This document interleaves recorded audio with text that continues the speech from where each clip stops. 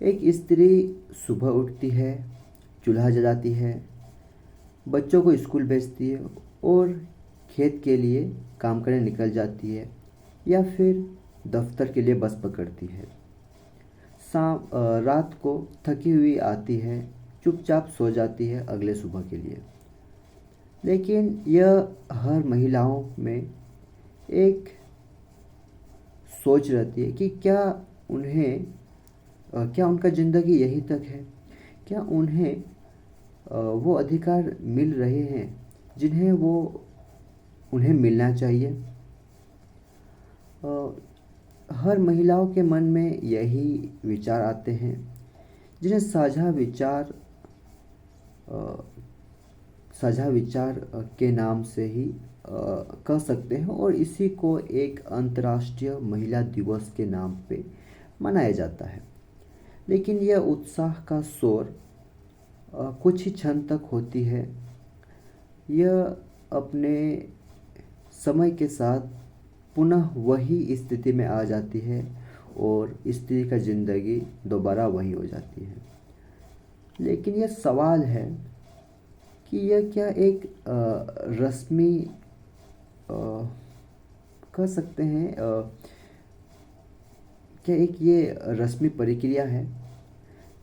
इसी के तरह ही हम कह सकते हैं नेताओं का भाषण और कंपनियों का रंग बिरंगी उत्साह के साथ विज्ञापन।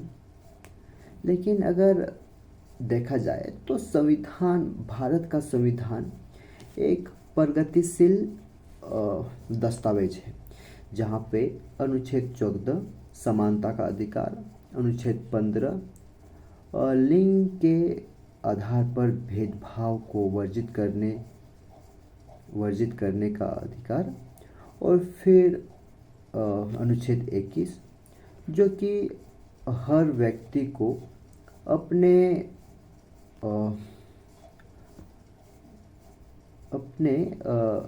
गरिमा के साथ जीने का अधिकार है। लेकिन यह एक देखा जाए तो ये एक सीमित कह सकते हैं कि यह एक दस्तावेज कानूनी प्रक्रिया तक ही रह गई है। लेकिन एक महिलाएं वास्तव में इन परिस्थिति से काफ़ी भिन्न की स्थिति में मौजूद है।